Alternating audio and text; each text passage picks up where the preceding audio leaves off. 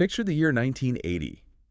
The Cold War is still dominating the headlines, disco is on its way out, and the global economic order looks, fairly settled. Right. It feels like everyone knows where they stand. Exactly. And in that year, 1980, the entire economy of China, a country with roughly 1 billion people at the time, was actually smaller than the economy of Italy. It's just one of those statistics that completely scrambles your sense of scale. I mean, you have a nation with nearly a quarter of the human race, right? Yeah. And its total economic output is being eclipsed by a European peninsula with just a fraction of that population. And just to put an even finer point on it, because I found this detail in our source material incredibly jarring, in 1979, China's total economic output was just 7% of the United States. Wow. 7%? 7%. And today, depending on how you measure it, China is the world's second largest economy. Yeah. It's roughly 2/3 the size of the U.S. economy and 2.5 times larger than Japan's. Which is just a staggering leap.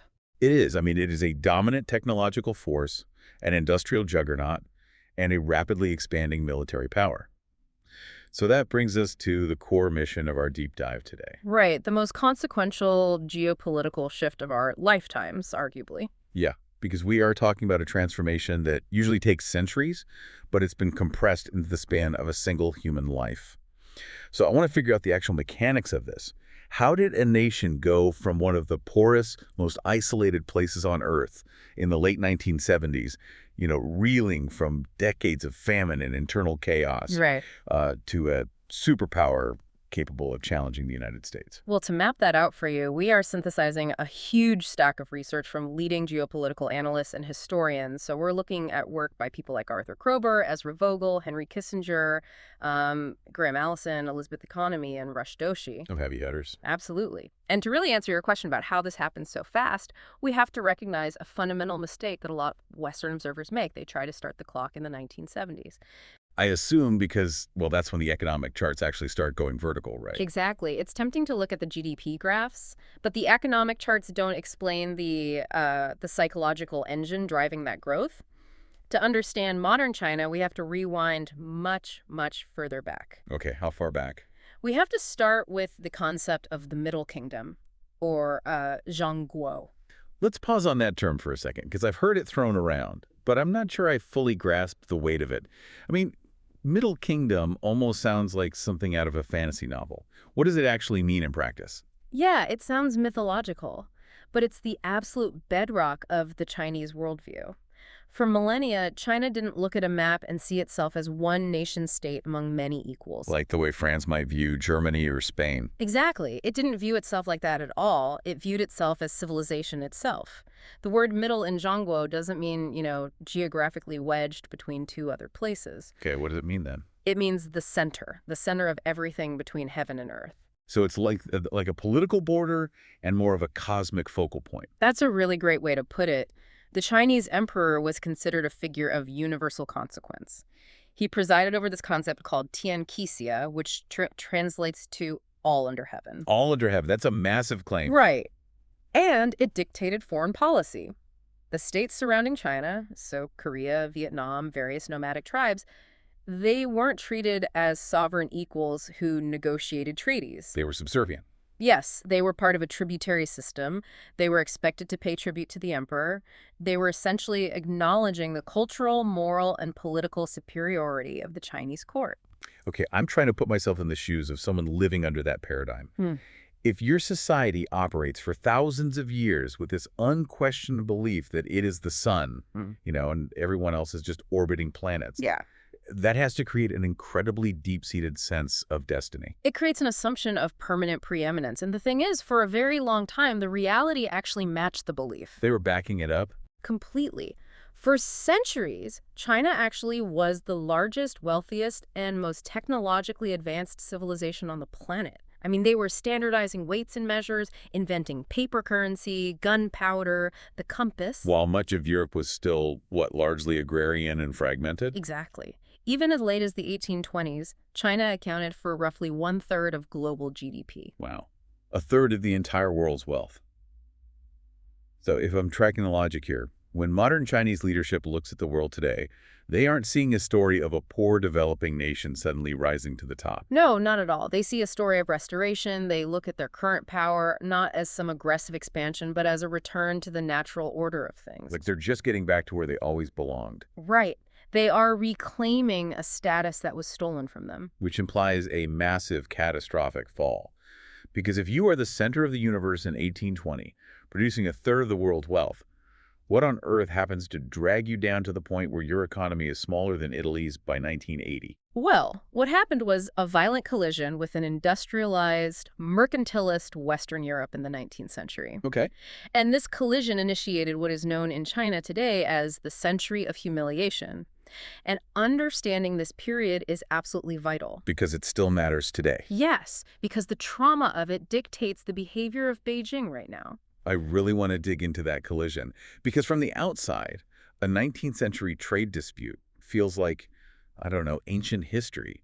It's hard to imagine something from the 1830s dictating modern supply chains or military posturing. I get that, but it wasn't just a trade dispute. It was the systemic dismantling of an empire.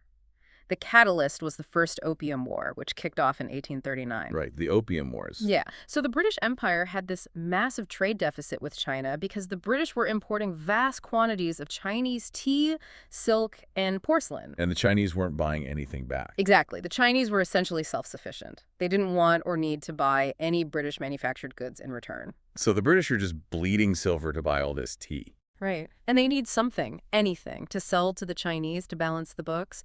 And they found it in opium, which was grown in their colonial holdings in India.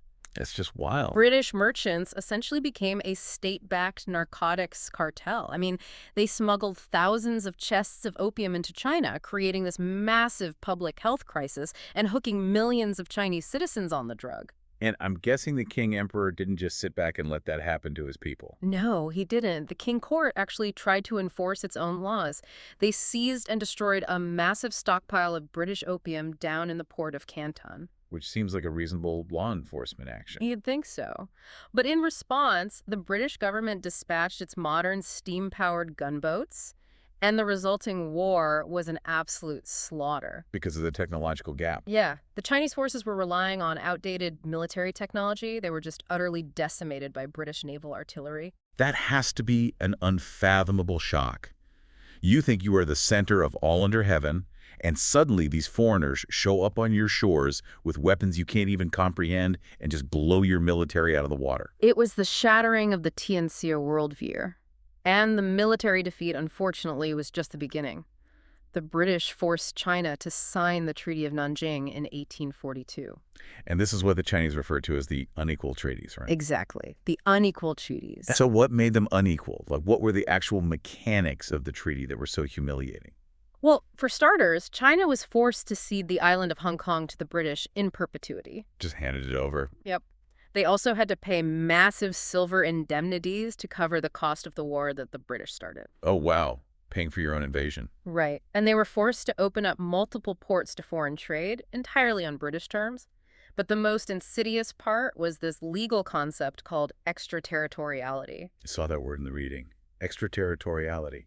How did that actually function on the ground for an average Chinese citizen? So imagine you are a Chinese merchant in Shanghai, say, in 1850. A British sailor gets drunk, destroys your shop, and physically assaults you. Okay. Under extraterritoriality, the local Chinese police have zero jurisdiction over that sailor. He cannot be tried in a Chinese court under Chinese law. You're kidding. No, he can only be tried by a British consular official. Wow.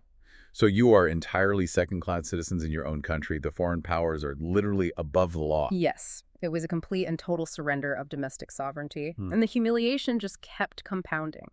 During the Second Opium War in 1860, British and French troops literally marched right into Beijing. They breached the capital. They did, and they looted the Imperial Summer Palace, which was this absolute masterpiece of Chinese art and architecture, and then they burned it to the ground. Foreign warships were also granted the right to casually patrol deep into China's inland rivers. You know, there's a detail from the sources that really stuck with me on that point.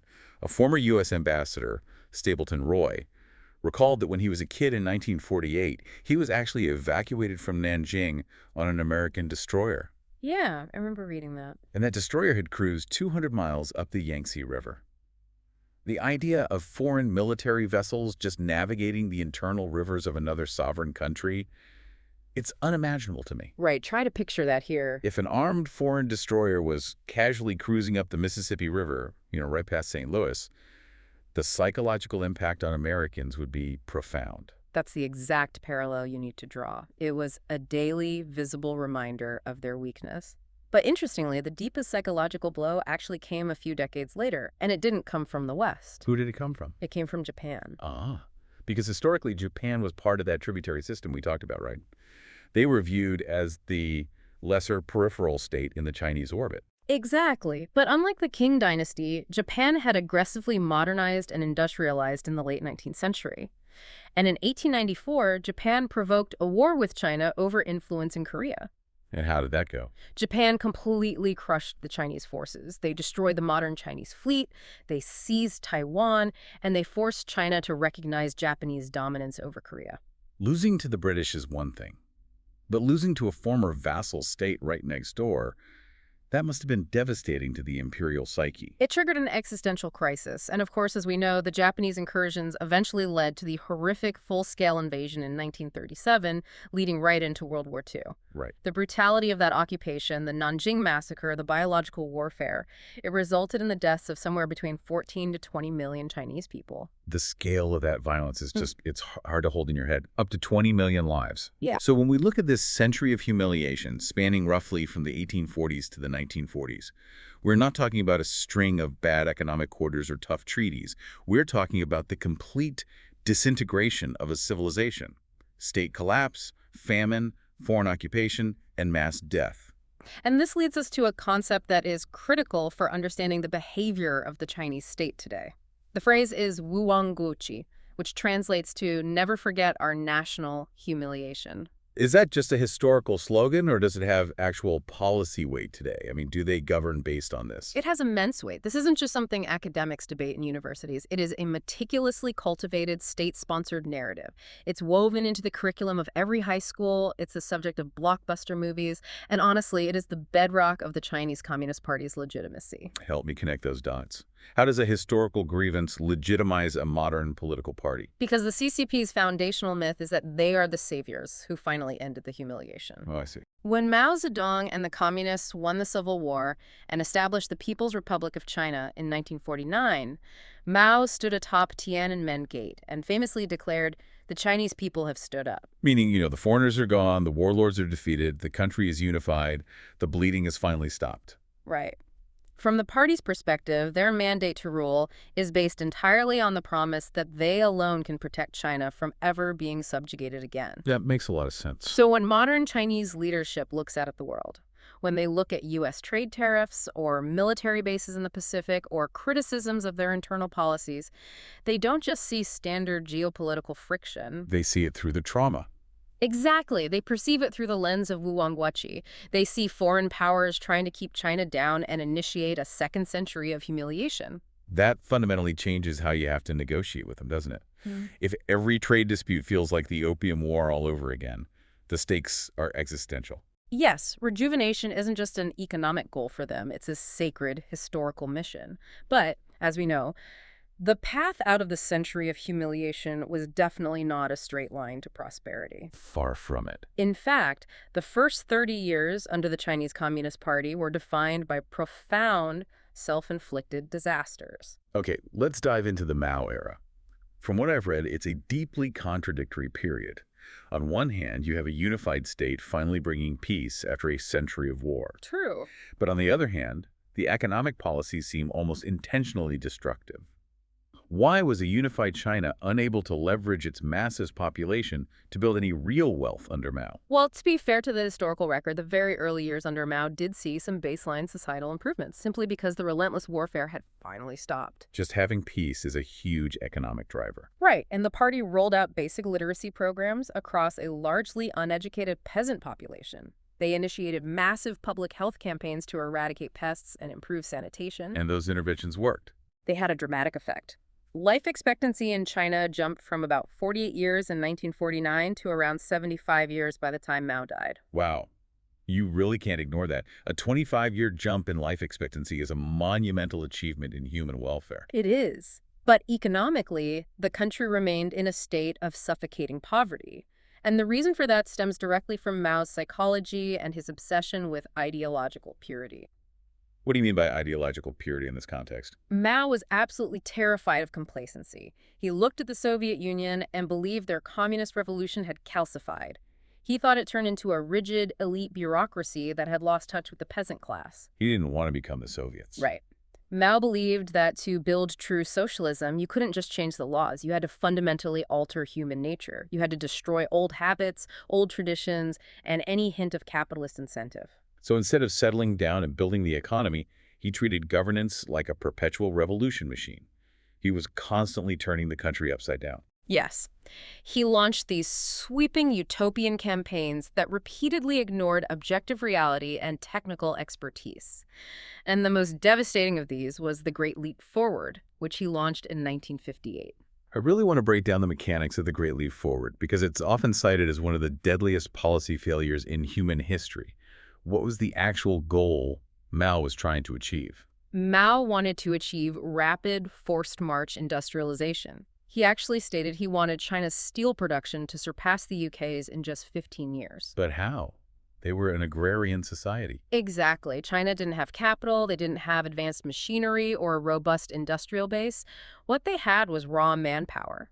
Mao believed that if he could just mobilize the sheer willpower of hundreds of millions of peasants, they could somehow overcome physical and economic realities. How does that actually play out on the ground, though? If I'm a farmer in a rural province in 1958, what happens to my daily life? Your entire existence is upended. The state forces you and everyone in your village into massive agricultural communes. So private property is gone. Effectively abolished. You no longer own your land, your tools, or your draft animals.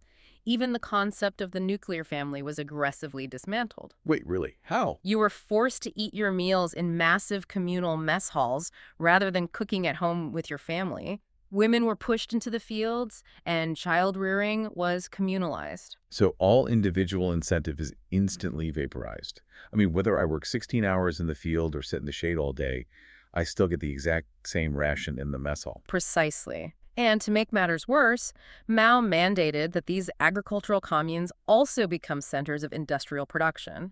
This led to the infamous backyard furnaces. Oh, I read about this. It sounds like something out of a surrealist nightmare. The state essentially ordered peasants to start making steel in their villages. Yes, every commune had a quota for steel production. But these are farmers. They don't have iron ore, they don't have blast furnaces, and they certainly don't know metallurgy. So what did they do? They were ordered to build rudimentary clay furnaces in their backyards. Well, what are they melting? You need iron to make steel. They melted everything. Because they were absolutely terrified of failing to meet the party's quotas, peasants started melting down the very tools they needed to survive. You've got to be kidding. No, they melted down hoes, plows, cooking pots, door hinges, even wok lids.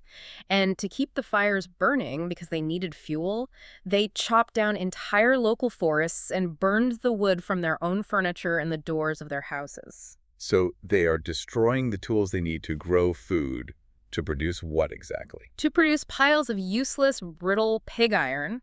Without proper temperatures or chemical processes, the metal that came out of these backyard furnaces was completely worthless for industrial use. It's a staggering misallocation of resources. You've literally destroyed agriculture to produce garbage metal. That has to trigger a collapse in the food supply. It did, but the political system made it infinitely worse. The central government set impossibly high quotas for grain production. Let me guess, people lied. Local party officials were terrified of being purged for failing Mao, so they began lying. They inflated the numbers, reporting that they had grown massive, record-breaking surpluses. I see where this is going. If the local mayor tells Beijing that they grew 10 tons of grain, Beijing is going to demand their cut based on that fake number. Exactly. The state would come in and requisition its share based on the inflated imaginary harvest. They took so much grain away from the communes to feed the cities and to export abroad. Why were they exporting it if people were starving? To pay off debts to the Soviets and to look strong internationally. Yeah. And they left the peasants who actually grew the food with absolutely nothing. And the people are starving while the government is shipping food out. What was the ultimate death toll of this? The resulting famine, which lasted from roughly 1959 to 1962, killed an estimated 30 to 45 million people. 30 to 45 million. Yeah. It is the largest man-made famine in recorded history. And it wasn't caused by a drought or a blight. It was caused entirely by dogma overriding basic physics, economics, and human behavior. You would think a disaster on that scale would completely break the system and force a permanent change in course. I mean, how do you survive that politically? But Mao wasn't finished. Less than a decade later, he launches the Cultural Revolution. Right. If the Great Leap Forward was a war on economic reality, the Cultural Revolution, which launched in 1966, was a war on the mind. What sparked it?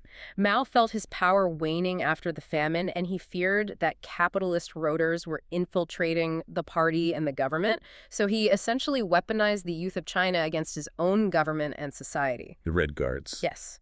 Mao called on millions of high school and college students to form militant groups and destroy the four olds. Which were? Old customs, old culture, old habits, and old ideas. How does a teenager actually enforce that? Like, what are they doing day to day? It was an upside-down world of absolute chaos. These teenagers were empowered to terrorize anyone perceived as an authority figure or possessing bourgeois tendencies. So they just turned on adults. Brutally.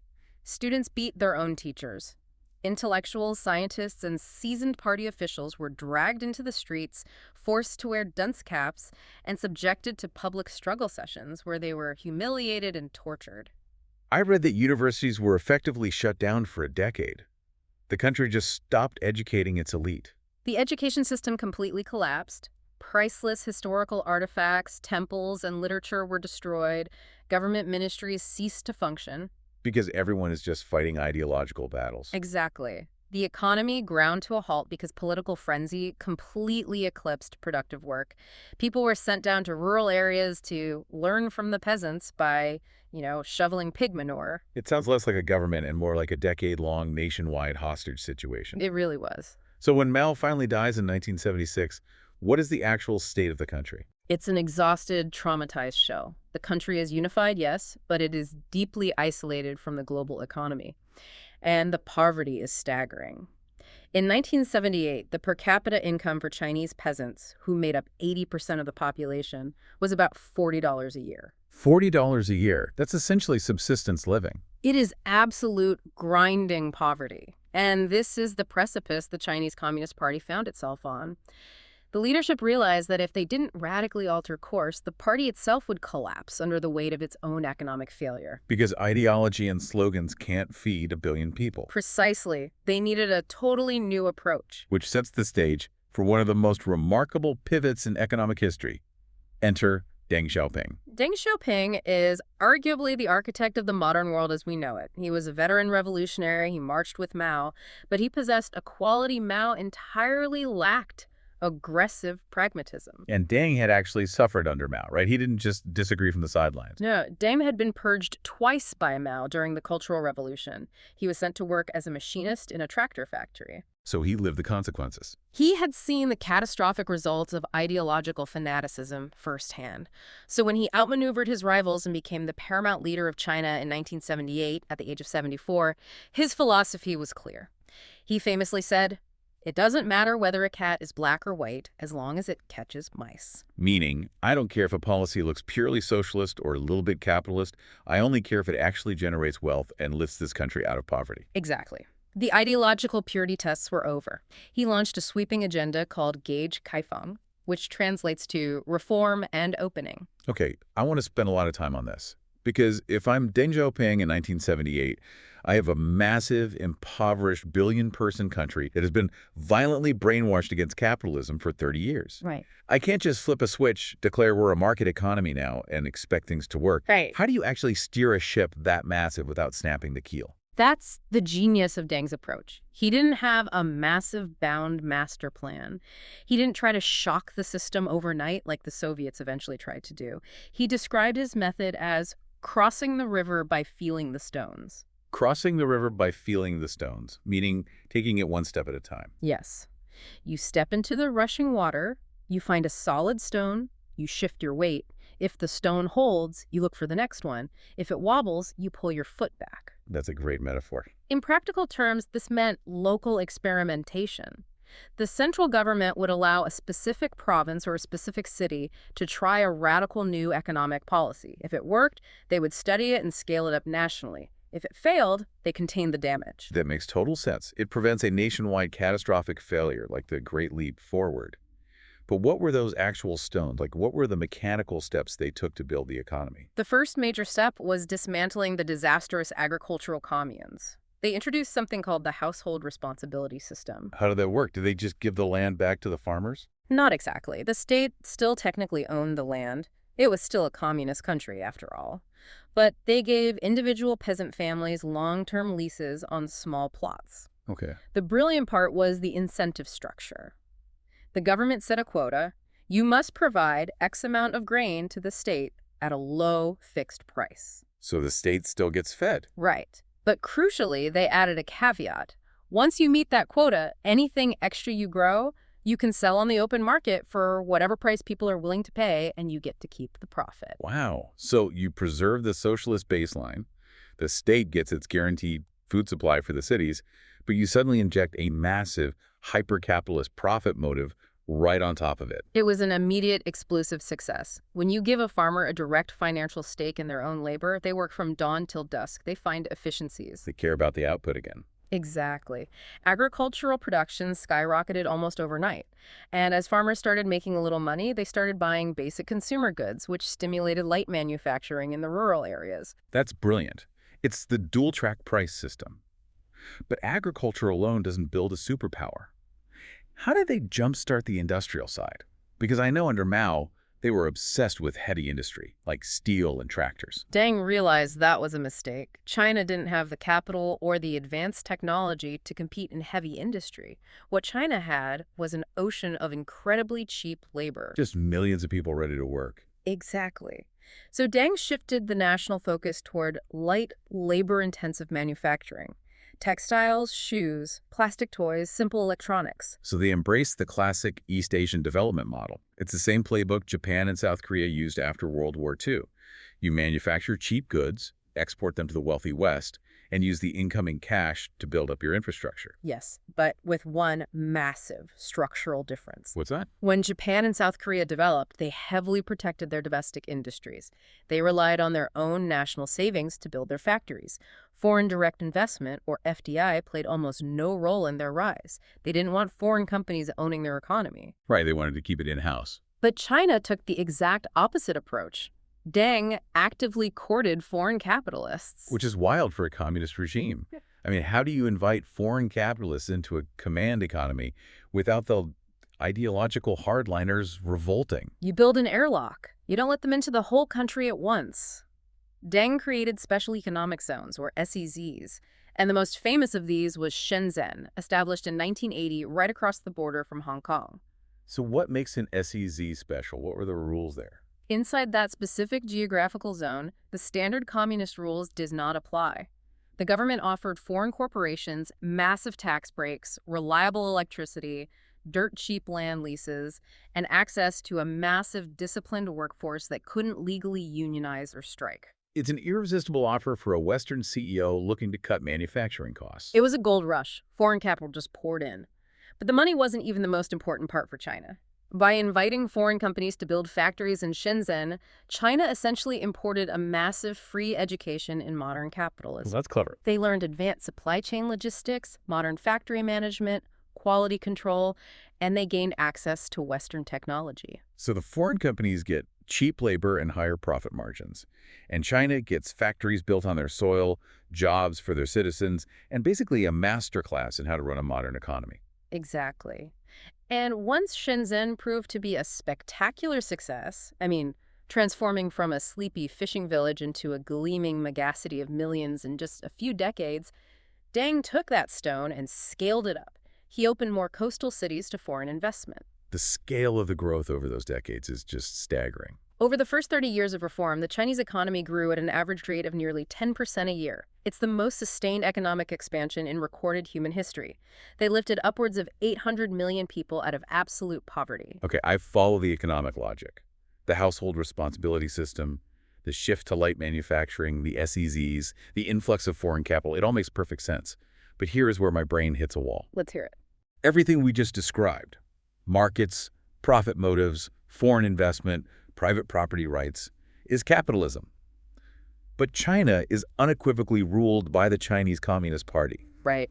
How does an authoritarian communist political system actually manage a booming, chaotic capitalist economy? Yeah. Like, who is pulling the levers? That is the defining question of modern China. And honestly, it's the area where Western observers are most consistently confused. We naturally try to map our own democratic structures onto China. Yeah, we think of it like our government. We use shorthand phrases like the Chinese government announced a new policy or Beijing passed a law. But in China, the state apparatus, the ministries, the mayors, the provincial governors, the legislature is not the ultimate locus of power. The party is. Can you break that distinction down? Because in the U.S., the political party and the government are somewhat fluid.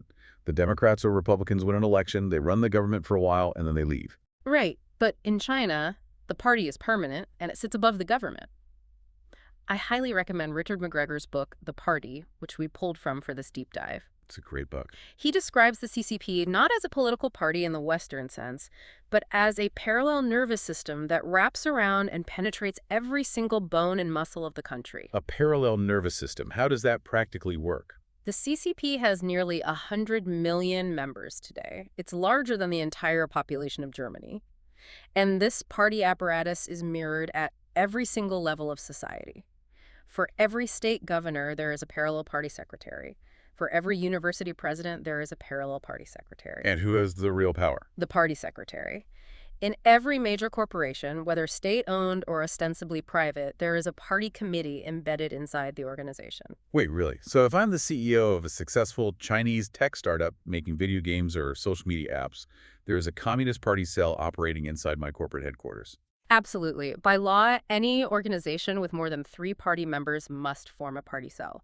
So if you are that tech CEO, you might be calling the shots on software development and marketing, but there is a party representative sitting in your building whose job is to ensure that your corporate strategy does not conflict with the grand strategic goals of the Chinese Communist Party. That's wild. And if push comes to shove, the party's goals always win. That is a staggering level of penetration. But how does the leadership in Beijing actually control those 100 million members? I mean, how do they ensure that a local mayor in a distant province is actually following orders and not just lining his own pockets? Well, the ultimate lever of control in any organization is human resources. If you control who gets hired, fired, and promoted, you control the system. And in China, that power rests in a highly secretive, intensely powerful body called the Organization Department. McGregor's book has a brilliant analogy for this. He says, to understand the Organization Department, imagine a single department in Washington, D.C. that has the sole, unchecked authority to appoint the entire presidential cabinet, all 50 state governors, the mayors of every major city, the entire Supreme Court, the publishers of the New York Times and the Washington Post, the presidents of Harvard and Yale, and the CEOs of Exxon, Apple, and Walmart.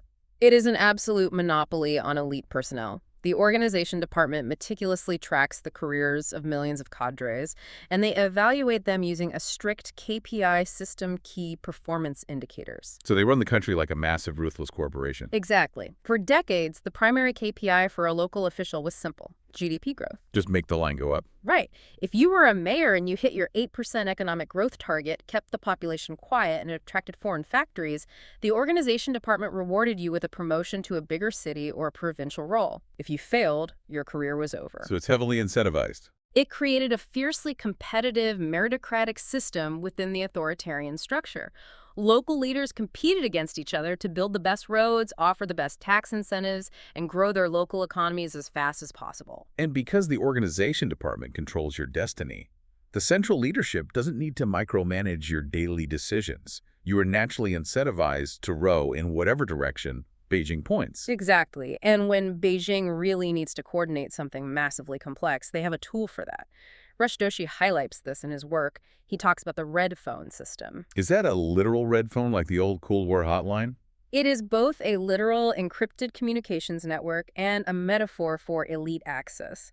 There is a secure phone network that sits on the desks of the top few thousand cadres in the country, the top generals, the provincial governors, the chairman of the massive state-owned banks and energy companies. They are all connected. So what happens when Beijing picks up that phone? It allows for an extraordinarily high level of what political scientists call state capacity. When democracies want to build a high-speed rail network, it takes decades. There are environmental reviews, local zoning boards, congressional funding battles, eminent domain lawsuits. Right, it's messy by design. When Beijing decided they wanted the world's largest high-speed rail network, they picked up the red phone. They just call the state-owned banks and tell them to issue the loans. They call the state-owned steel companies and tell them to produce the tracks. They call the provincial governors and tell them to clear the land. And it gets done. That centralized coordination allows China to mobilize resources on a scale and at a speed that is simply impossible in a fractured democratic system. It's how they navigated the 2008 global financial crisis so smoothly. They just ordered the state banks to flood the economy with stimulus loans overnight. So, under Deng Xiaoping and his successors, Jiang Zemin and Hu Jintao, the CCP developed this incredibly effective system. It's a hybrid. It's economically decentralized and market-driven at the bottom, but politically monopolized and centrally coordinated at the top. Yes. And the built-in safeguards, right? Deng instituted term limits and collective leadership at the very top to make sure that no single individual could ever amass enough power to launch another cultural revolution. They called it bureaucratic authoritarianism. It was designed to be stable, predictable, and heavily reliant on technocrats and engineers. And for over 30 years, it worked flawlessly. Power was handed over peacefully every decade. Which brings us to the modern era, the year 2012. Xi Jinping assumes power. And looking at the trajectory from the outside, it seems like he took Deng's highly successful playbook and threw it out the window. Why? Because the Deng model, while incredibly successful at generating wealth, was starting to generate toxic side effects that the party leadership believed were threatening the regime's survival. And the most critical of these was corruption. I can see how that happens. You have a system where the government technically owns all the land, and local officials have immense power to grant permits and approve massive real estate developments. Sure. If there's no free press or independent judiciary to watch them, the bribes must have been astronomical. It was systemic, and it was rotting the state from the inside out. We aren't just talking about a local building inspector taking a kickback. We are talking about hundreds of millions of dollars being siphoned off by elite families. It infected the highest echelons of the state bureaucracy, the state-owned enterprises, and crucially, the military. Wait, how does corruption work in the military? It was essentially an open market. Promotions and ranks within the People's Liberation Army were literally being bought and sold for cash. Kidding. No, you want to be a general. That costs a certain number of millions. You want command of a lucrative logistics base. That's another price. If I'm sitting in Beijing, planning for a potential conflict over Taiwan or in the South China Sea, the idea that my top commanders bought their jobs rather than earning them through tactical competence has to be terrifying. It was. Xi Jinping looked at the system he inherited and concluded that if the party did not aggressively kill the corruption would inevitably kill the party. So it was an existential threat. Yes. The public was becoming resentful of the obscene wealth of the elites, and the state apparatus was losing its efficiency. So, upon taking office, Xi launched the most sweeping, relentless anti-corruption campaign in modern Chinese history. What did that actually look like on the ground? Tigers and flies, he called it, meaning they would go after the low-level bureaucrats, the flies, and the untouchable elites, the tigers. Hundreds of thousands of officials were investigated, stripped of their assets, and thrown into prison. The entire culture of the bureaucracy changed overnight. Like people were scared to show off wealth. Exactly. Flashy banquets and luxury watches disappeared because displaying wealth suddenly made you a target. But reading the analysis, it seems like this anti-corruption drive wasn't just a moral crusade. It was an incredibly effective political tool. It was a masterstroke of political consolidation. The anti-corruption apparatus operates entirely outside the standard legal system. The party can detain anyone, hold them in secret locations, and extract confessions without lawyers present. So Xi used this mechanism to systematically dismantle the patronage networks of his political rivals. Exactly. So you clean up the genuine graft, but you also conveniently purge anyone who might challenge your authority in the Politburo. Wow. By clearing the board of rival factions, Xi centralized personal power to a degree not seen since Mao Zedong.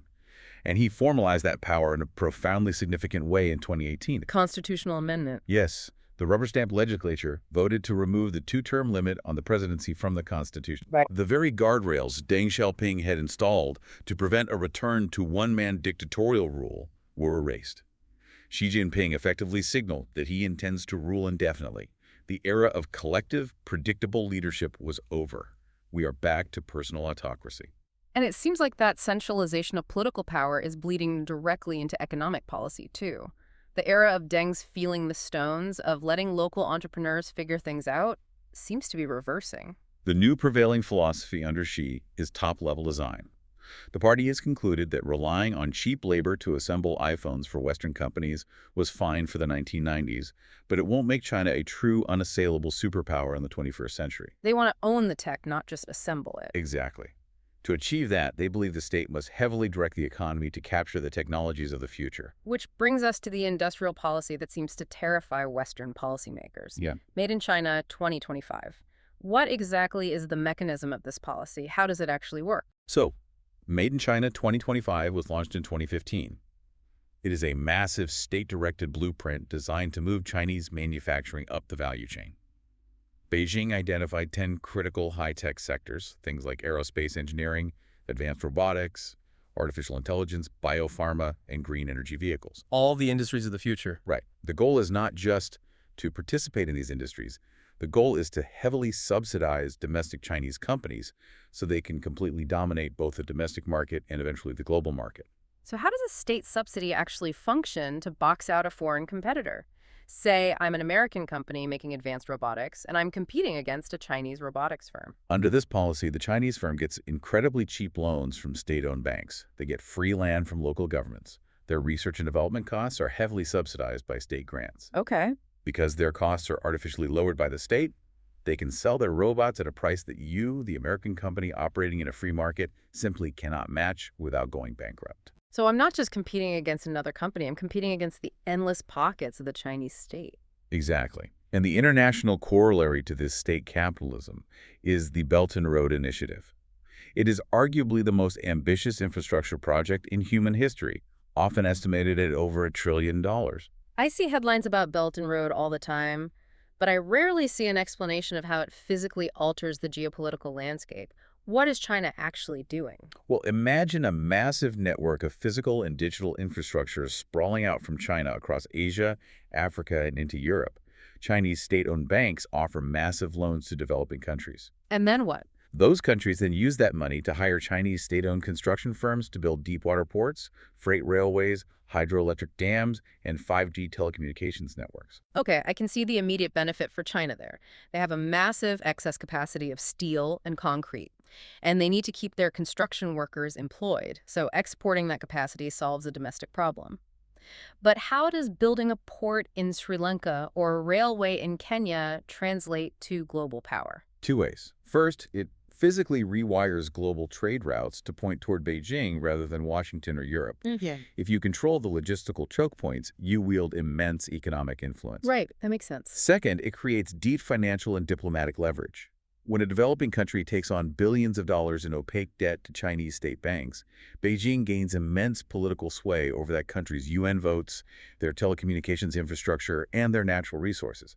It is the literal construction of a modern sphere of influence. So if we pull back and look at this entire arc, we've moved from the trauma and humiliation of the 19th century through the devastating ideological chaos of Mao, the brilliant wealth-generating pragmatism of Deng, and now to the aggressive, centralized, state-directed ambition of Xi Jinping. What is the ultimate destination? What does Xi actually want? He is remarkably explicit about what he wants. He calls it the China Dream, or Zhongguoming. And the core pillar of the China Dream is the phrase, the great rejuvenation of the Chinese nation. Rejuvenation, we are back to the Middle Kingdom, reversing the century of humiliation. Completely. She uses the term rejuvenation, which can also be translated as renaissance, to signal that China is returning to its golden age. They've set a very specific target date for this, 2049, which will be the 100th anniversary of the founding of the People's Republic of China. By 2049, Beijing intends to be a fully developed, top-tier global power, second to none. But the Century of Humiliation taught them a very harsh lesson, didn't it? Being wealthy isn't enough. In the 1820s, they had a third of the world's GDP, and British gunboats still shattered them. Wealth without power just makes you a target. Exactly. There is a famous quote from a 19th century Chinese general, Li Hongzhang, who described China's wealth without military strength as a priceless piece of porcelain in the vicinity of a rat. That's a great quote. The modern leadership understands that economic might is useless if it cannot be defended. To achieve true rejuvenation, They need a world-class military. And the sources detail how two specific events in the 1990s profoundly shocked the Chinese military establishment and forced them to modernize. I want to look closely at these because they explain a lot about China's current military posture. Yeah, the first major shock was the 1991 Gulf War. For decades leading up to that, the Chinese military, the People's Liberation Army, or PLA, was built on Mao's doctrine of People's War. It was essentially a massive, low-tech, land-based infantry force. They believed they could deter any adversary simply by absorbing an attack and drowning the enemy in millions of armed soldiers. Just sheer demographic mass. Right. But in 1991, they watched the United States military completely dismantle Saddam Hussein's army in a matter of weeks.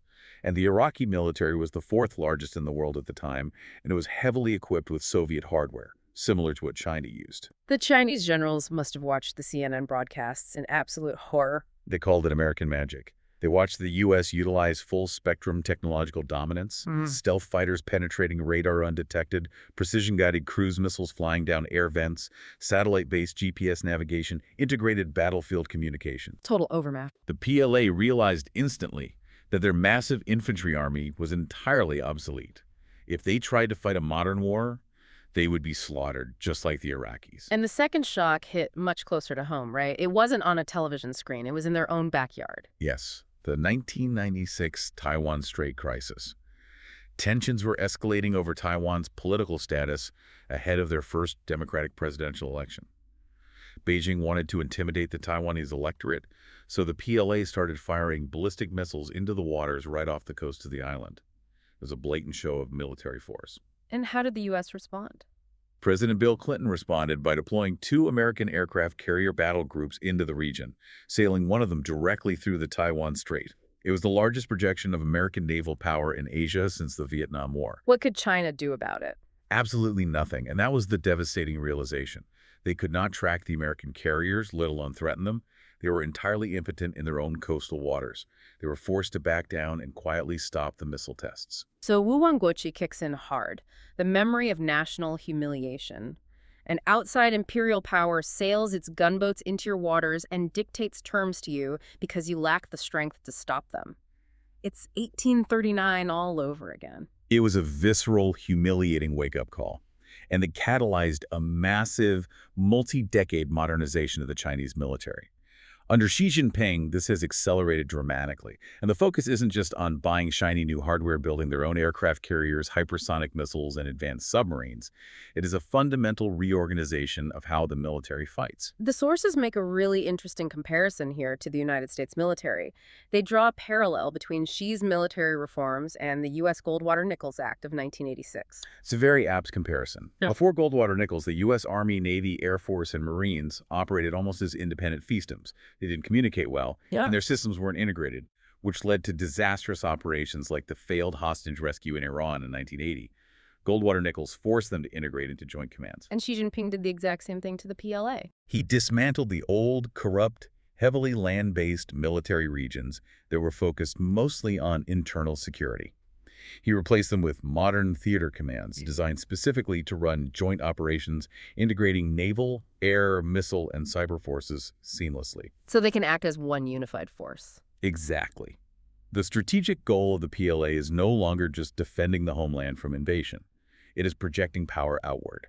It is designed to secure their maritime supply lines, intimidate neighbors in the South China Sea, prepare for the eventual forced reunification with Taiwan, and most importantly, establish a credible deterrence against the United States military operating in the Western Pacific. They want to make sure an American aircraft carrier can never casually sail through the Taiwan Strait again. Precisely. They are building an anti-accessoria denial capability to push American power away from their shores. Okay, let's bring all these threads together. We started this deep dive with a central question. How did China go from extreme poverty in 1980 to a global superpower capable of challenging the United States today? The answer is an incredibly potent, complex alchemy. It starts with the sheer demographic weight of a billion-person population. But that population only became an engine of wealth because of Deng Xiaoping's aggressive pragmatism, which expertly plugged China's massive labor force into the global capitalist market through foreign investment and export manufacturing. And that economic engine is steered by the iron grip, centralized coordination of the Chinese Communist Party.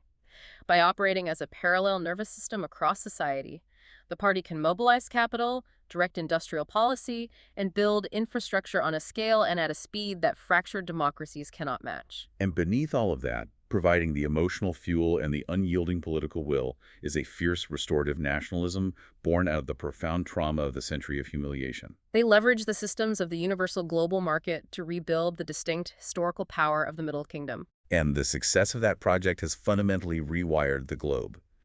We all live in a world shaped by Chinese supply chains, Chinese capital, and increasingly Chinese geopolitical ambition. But this rise didn't happen in a vacuum. It happened while the reigning superpower, the United States, watched, facilitated, and largely miscalculated the outcome. Which is exactly where we're going next. In the next deep dive of the coming contest, we are going to look at the other side of this equation.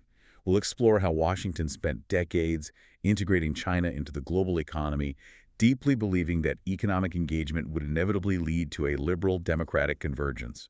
And we'll examine how they gradually woke up to the reality that they had helped build their most formidable rival, shifting the relationship from hopeful partnership to intense structural competition. But before we go, the sources highlight a fascinating, almost philosophical tension at the heart of China's rise that I think is crucial to keep in mind. A final thought for the listener to ponder. Yes. It's a fundamental dilemma that Mao wrestled with, Deng tried to manage, and Xi Jinping still faces today. The paradox is this. Modernization, by its very nature, relies on universal systems. To be a superpower, you must integrate into global finance, adopt universal scientific principles, utilize open internet protocols, and master the same microchip architectures as everyone else. The tools of power are universal. But China's entire historical identity, the core of the Middle Kingdom, and the justification for the party's rule is based on being culturally and politically unique, entirely distinct from the rest of the world. It's the anxiety of being culturally absorbed by the West while trying to beat them at their own technological game. Exactly. So the lingering question is this. As China continues to aggressively adopt and increasingly invent the universal technologies of the future to secure its ultimate power, can it successfully wall off its society and maintain the unique cultural and political identity that defines its existence? Or will the relentless pursuit of ultimate modernization fundamentally change the very nature of the Middle Kingdom from the inside out?